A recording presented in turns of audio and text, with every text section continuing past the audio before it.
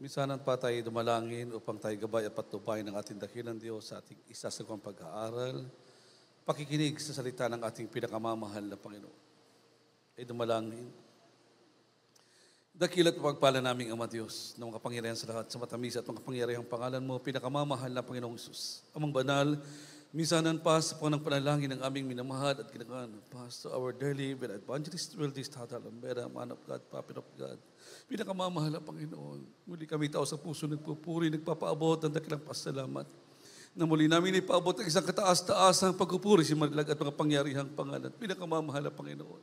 Muli kami humibal kahabagang kapatawaran sa manasumpungan, ang manasabi na isip na kilusman, hindi mo kinilugdan, patawang bawat sa amin. Pinakamamahal na Panginoon. Sa oras ito ng paghayag ng iyong banal na salita, ikaw po ang maglagay ng mga salita sa mga labis sa garang sa akin, walang magagawa. Malhin pong panawa ang kahalagaan ng banal na salita sa kinig sa mga oras ito.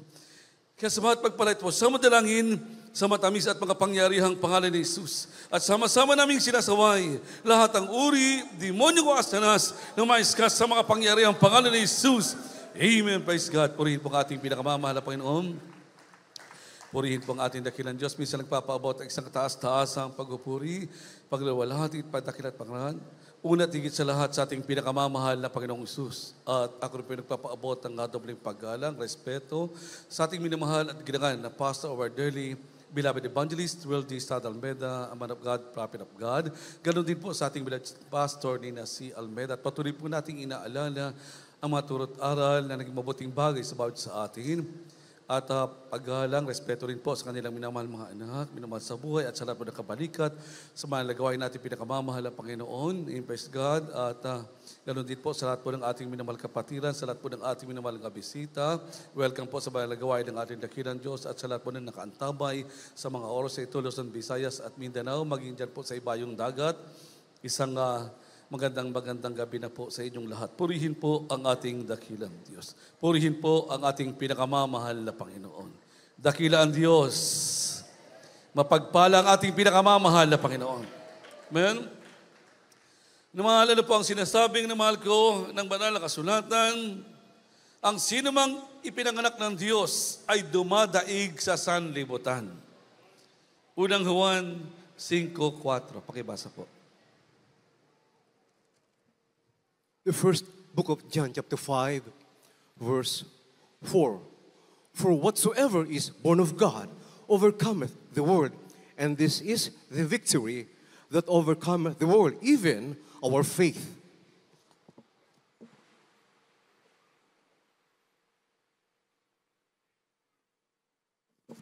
Unang Juan Kapitulo 5, versikulo 4. Sapagkat ang sinumang ipinanganak ng Diyos ay dumadaig sa sanlibutan. At ito ang pagtatagumpay na dumadaig sa sanlibutan. Sa makatuwid ay ang ating pananampalataya. Amen. Praise God. Purihin po ang ating dakilang Diyos. Purihin po ang ating pinakamamahal na Panginoon. Ang ating dakilang Diyos ang siyang maglangis sa kanyang banal na salita. Ano po ang sinasabi ng banal na kasulatan? Ang sinumang ipinanganak ng Diyos ay dumadaig sa sanlibutan. At sino po bang sinasabi ng banal na kasulatan na mahal ko? Na ipinanganak ng Diyos na dumadaig sa sanlibutan. Sino po? Kundi tayo po, kinamahal ko, na lumalakad ng naaayon sa salita ng ating pinakamamahal na Panginoon.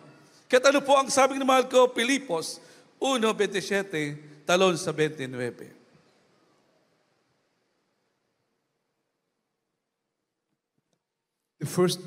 The book of Philippians chapter 1, verse 27. Only let your conversation be as it becometh the gospel of Christ, that whether I come and see you, or else be absent, I may hear of your affairs, that you stand fast in one spirit, with one mind, striving together for the faith of the gospel. Verse 29, for unto you it is given in the behalf of Christ, not only to believe on him, but also to suffer for his sake. The gospel, according to John chapter 16, verse 30. Now are we sure that thou knowest all things, and needest not that any man should ask thee. By this we believe that thou camest forth from God.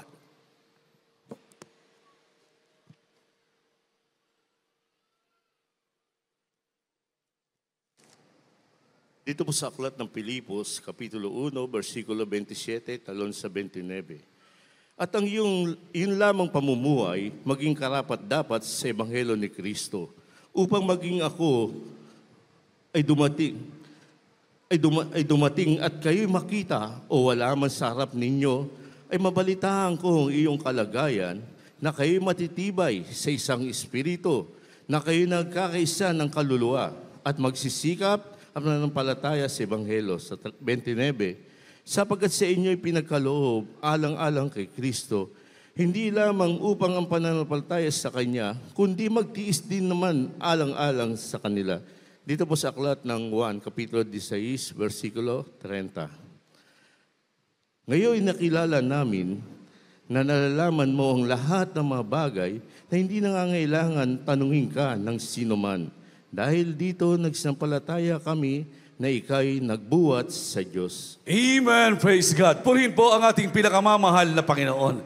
Purihin po ang ating dakilang Diyos. Ano po ang sinasabi ng banal na kasulatan? Sino po ba ang minamahal ko ang sinasabi ng banal na kasulatan na mananaig sa sanlibutan?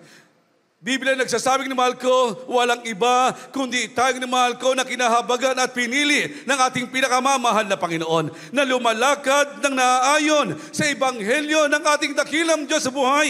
Amen? Na sa ating pong minamahal ay pinagtibay ng ating dakilang Diyos ang kanyang banal na Espiritu at ang kanyang banal na pangako. Amen? Sa ating pong minamahal, ibinigay ng ating dakilang Diyos ang kanyang banal na pangako.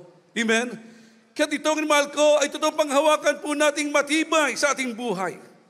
Hawakan po nating mahigpit ng mahal ang salita ng ating pinakamamahal na Panginoon. Papaano? Napagtiisan po natin ang lahat ng bagay. Ano mang unos ng mahal ko sa ating buhay ng mahal ko, ito po ng mahal ko ay ating pagtiisan. Dahil ang sabi nga ng 29, Pilipos 1:29, na tayo pong namahal ay tinawag ng ating dakilang Diyos, hindi upang sumampalataya lamang, amen, kundi magtiis din naman ng naaayon sa Ebanghelyo ng ating pinakamamahal na Panginoon. Amen? Magtiis din po tayo ng mahal alang-alang sa Ebanghelyo ng ating dakilang Diyos na buhay. Amen?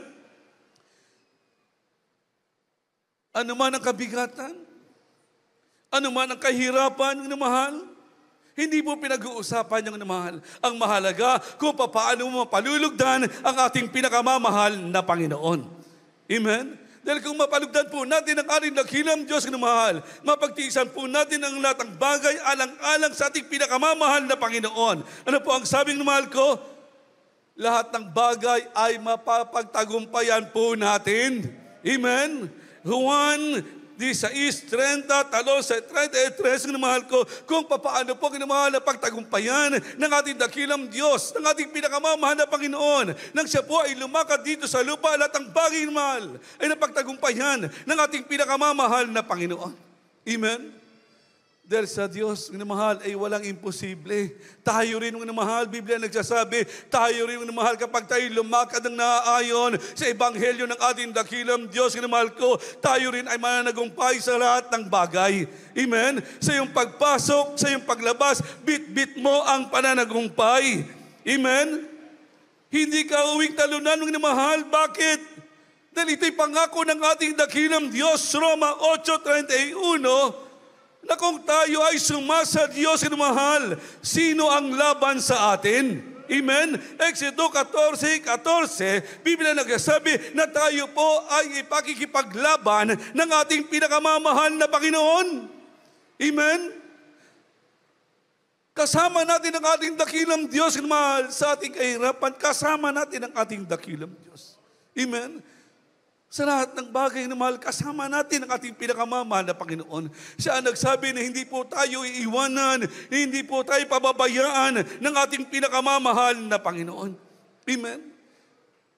Patuloy lang po tayong lumakad, tayong mga itinuwid ng ating dakilang Diyos. Patuloy lang po tayong lumakad ng naaayon sa katuwiran ng ating dakilang Diyos. Kaya nga, Biblia nagsasabi yung namahal ko, na tayo po, namahal, ay mamuhay lamang, lumakad ng mahal, Hindi sa ganang sa ating sariling katuwiran, kundi tayo na mahal ay mamuhay sa pananampalataya sa ating pinakamamahal na Panginoon. Ano po ang sabi ng mahal ko? Hebreo 10:38, talong sa 39.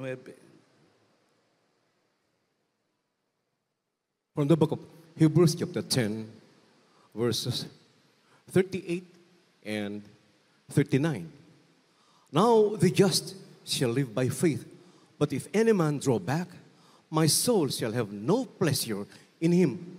But we are not of them who draw back unto perdition, but of them that believe to the saving of the soul.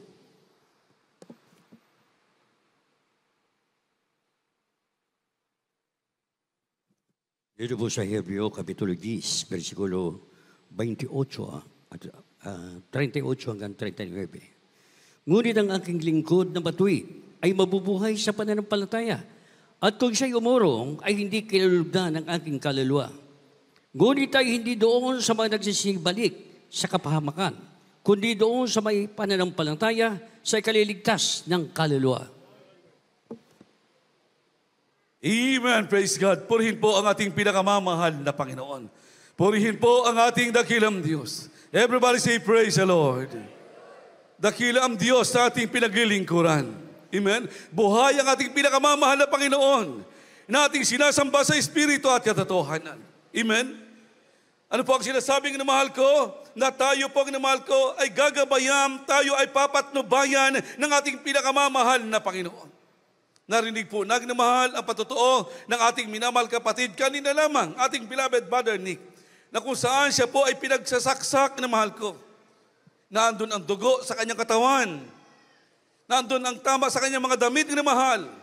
Subalit dahil sa totoong paglilingkod ng kanyang minamahal na may bahay sa ating pinakamamahal na Panginoon, siya rin ay binanal ng ating dakilang Diyos. Siya rin ang namahal, ito toong kinahabagan ng ating pinakamamahal na Panginoon. Bakit? Namahal, dahil naandun ang saksak sa kanyang damit, naandun ang dugo, subalit ng kanyang tanggalin, namahal ang kanyang damit, namahal ko. Wala pong nakitang sugat sa kanyang katawan. Inginingatan po siyang buhay ng ating pinakamamahal na Panginoon. At ganun din po ang nangyari, namahal, sa ating minamahal kapatid, ang ating beloved brother, Resty, ng ating minamahal kapatid ang kanyang trabaho bilang isang taxi driver. At doon naman sa kanyang pinaglilingkuran, marami na pong taxi driver ang napahamak sa kamay ng tao na yon. Iisa lang po ang suspect. Doon sa mga nangamatay na mahal kasama niya, iisa lang po ang suspect. Bakit nga mahal? Iisa lang ang entrance ng kutsilyo doon sa kanyang damit. Ganon din doon po sa mga nangamatay na kasama niya na taxi driver. So isang tao lang na mahal ang suspect. At yun pong na mahal, nangyari din sa kanya. Nasakyan din po siya na mahal ng hold-upper na yon, na kung saan yun yung hold-upper na yon ang pumatay sa kanyang mga kasamahan. At ganoon din po ang ginawa sa kanyang namahal. Hiningi yung kanyang pinagkakitaan, ayaw niyang ibigay dahil isang buong magdamag na mahal, buong isang araw, na yun ay kanyang pinaghirapan. Kaya hindi niya po binigay na mahal. At walang ibang ginawa yung hold-upper sa kanya, ganoon din ang ginawa sa kanyang namahal, pinagsasaksak din siya. Ramdam na ramdam niya yung pagpasok ng kutsilyo sa kanyang katawan. Ramdam na ramdam niya na mahal yung dugo na lumalabas sa kanyang katawan. At hindi lang po isang na mahal ang tama niya. Marami po siyang tama. Dahil walang ibang layunin na mahal yung hold-upper, kundi siya ay kitlan ng buhay. Patayin po siya. At dumating na po ang mahal yung pagkakataon na siya po ay naghihingalo na.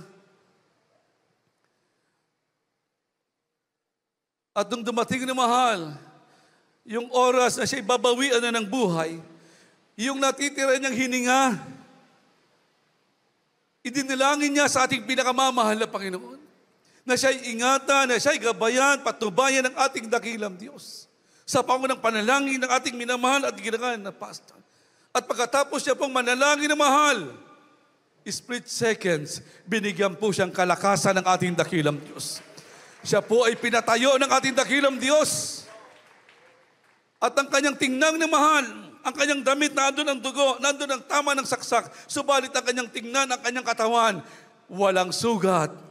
Iningatan siyang buhay ng ating pinakamamahal na Panginoon. Amen? Yan po ang inamahal ang mana ng mga lingkod ng ating pinakamamahal na Panginoon. Saan ka man tumungo, saan ka man pumuntang na mahal ko, iingatan kang buhay ng ating pinakamamahal na Panginoon. Amen? Lumakad ka lang. Hebreo 30, 38, talon sa 39, lumakad ka lang na mahal, mamuhay ka lang sa pananampalataya sa ating pinakamamahal na Panginoon. Amen?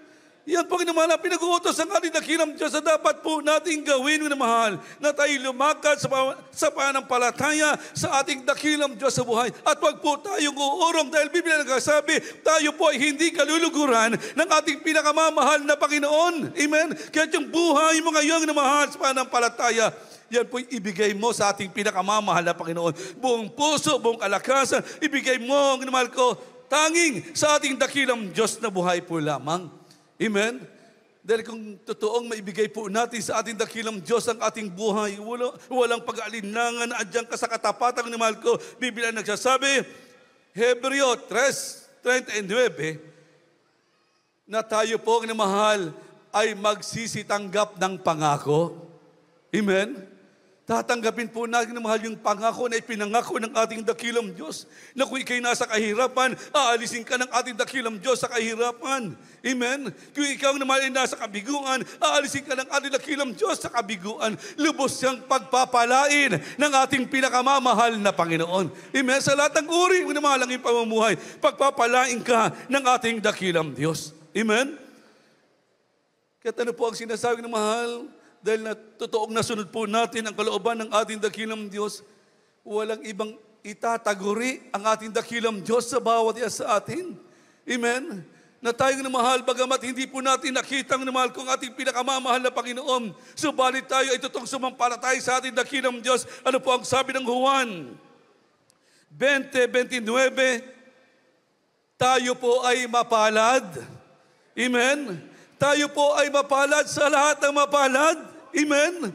Yan po ang mahal ang sinasabi ng mahal na kasunatan ng mahal ko, na tayo natutong sumasampalatay sa ating dakilang Diyos, bagamat hindi po natin nakita ng mahal ko ang ating pinakamamahal na Panginoon ang mukhaan. Subalit nandyan po tayo ng mahal ko, natutong sumasampalatay sa ating dakilang Diyos. Wala pong ibang sinasabi ang banal na kasunatan ng mahal ko, kundi tayo ay totoong pinagpala, mapalad sa harapan ng ating pinakamamahal na Panginoon.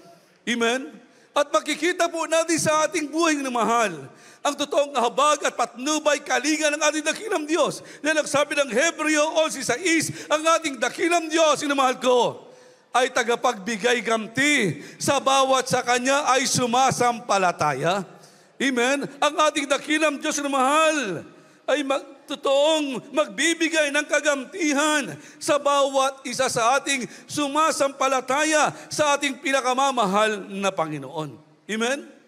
Yan po ay pangyayarihin ng ating dakilang Diyos. Mahal, ang pangako ng ating dakilang Diyos, ito po ay pangyayarihin ng ating pinakamamahal na Panginoon. Bakit? Dahil ang sabi ng Marcos 9:23, ang lahat ng bagay sa ating dakilang Diyos ay mapangyayari. Amen? Sa tao, hindi mapangyayari. Subalit sa ating dakilang Diyos, lahat ng bagay ay mapangyayari. Ano po ang sabi ng mahal? Pakibasa po.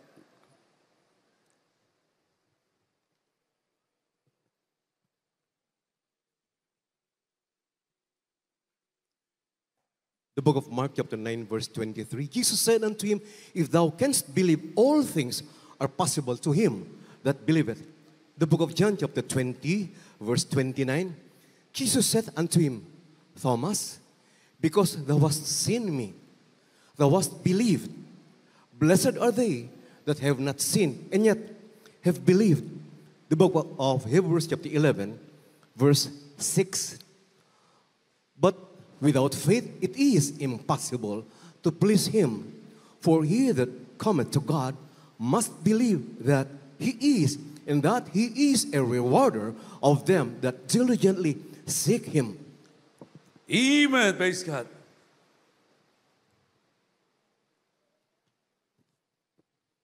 Dito po sa aklat ng Juan, Kapitulo 20, versikulo 29. At sinabi sa kanya ni Jesus, sapagkat ako'y nakita mo, ay sumampalataya ka.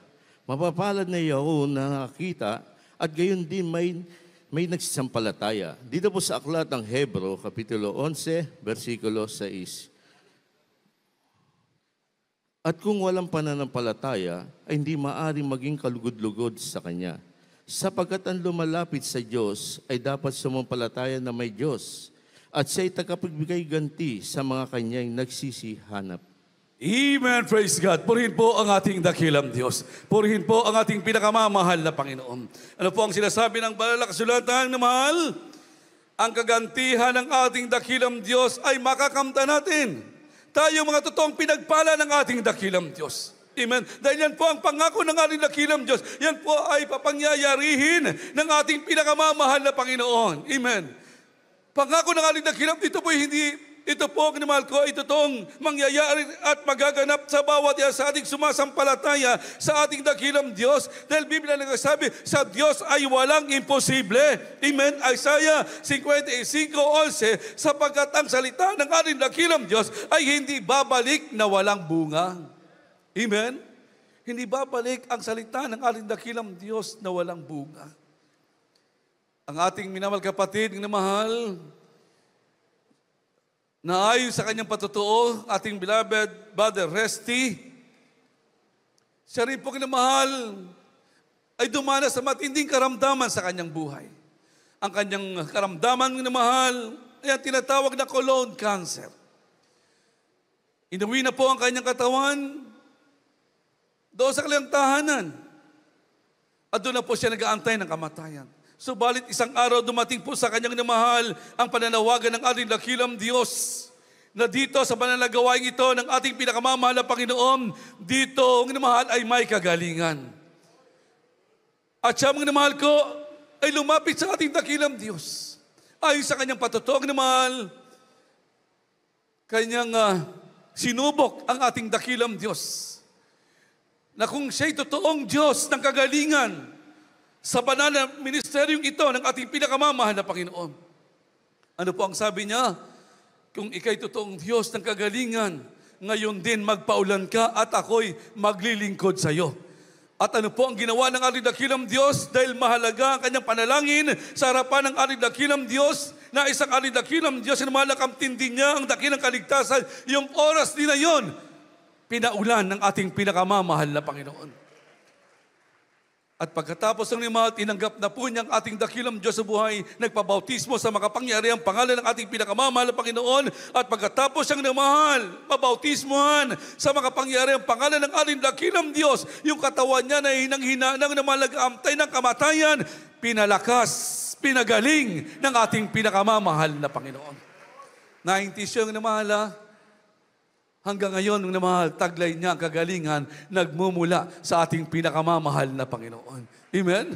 Kagalingang hindi nagmula sa tao. Amen?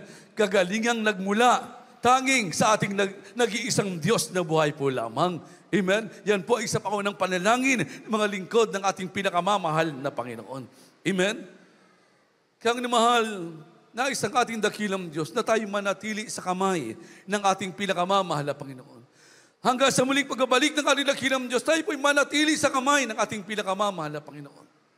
Upang tayo mananagumpay na mahal.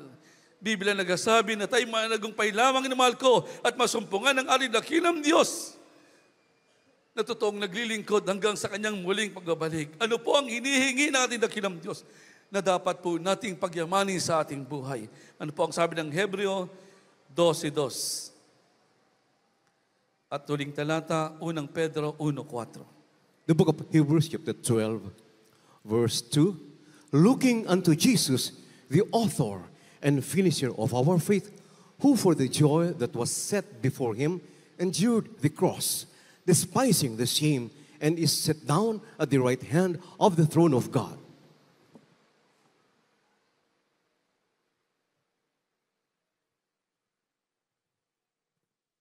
Dito po sa Hebreo Kapitulo 12, versikulo 2. Namasdan natin si Jesus na gumawa at sumakdal ng ating pananampalataya na siya ay dahil sa kalagang inilagay. Sa harapan niya ay nagtiis ng krus na niwalang bahala ang kahiyan at umupo sa kanan ng luklukan ng Diyos. Amen. Praise God. Purihin po ang ating pinakamamahal na Panginoon.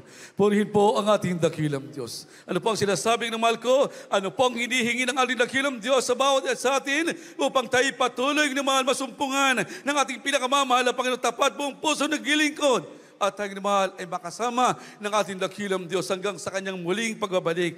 Biblia nagsasabi, Hebreo 12:12, mahal ko, na wala po tayong ibang titingnan sa ating buhay, kundi tanging ang ating pinakamamahal na Panginoong Sus po lamang. Amen? Ang ating dakilang Diyos na siya nagbibigay ng kalakasan, nagbibigay ng pag-asa at buhay na walang hanggan. Amen? Dahil kung may sagwa po ng mahal ko, na may bigay po natin kung anong hinihingi ng ating dakilang Diyos. Ano po ang sinasabi ng unang Pedro 1:4, huling talata. Maganda na po ang ating minamahal mga awit, ating minamahal mga nugtog. The first book of Peter chapter 1, verse 4, to an inheritance incorruptible and undefiled, and that fadeth not away, reserved in heaven for you.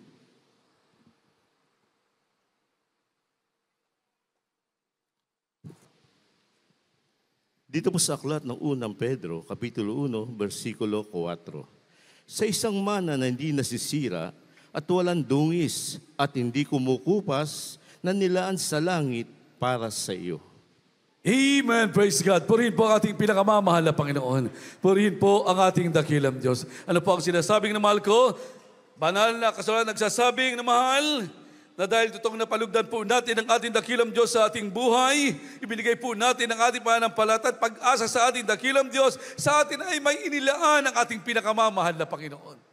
Anong bagay na mahal? Ano po ang sabi ng unang Pedro 1:4? Sa atin ay inilaan ng ating dakilang Diyos na mahal ang bagay na hindi nasisira.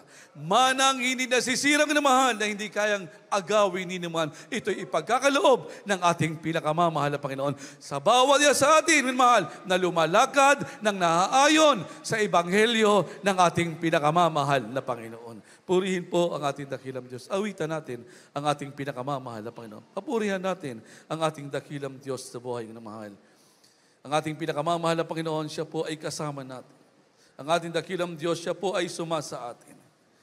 Nakatunghay ang ating pinakamamahal na Panginoon sa bawat isa sa atin. Nakikita ng ating dakilang Diyos na mahal ang ating puso, ang ating isipan, ang ating pagpapahalaga sa ating dakilang Diyos. Nakikita po ng ating dakilang Diyos ang mga bagay na yan. Kaya lahat ng ating ginagawa sa harapan ng ating dakilang Diyos, Biblia nagsasabi, ito po ay hindi magiging walang saysay. Darating ang panahon na mahal ng lahat ng mabubuting bagay nating ginagawa sa harapan ng ating dakilang Diyos. Ito po ang inamahal ko ay papalitan ng ating dakilang Diyos. Buhay na walang hanggan na sa atin ay nag-aantay. Purihin po ang ating dakilang Diyos. Purihin po ang ating pinakamamahal na Panginoon. At habang ating pinapurihan ang ating dakilang Diyos, akin na pong pinagkakaloob ang nga pong pagkataon sa ating pong minamahal mga aral, ang ating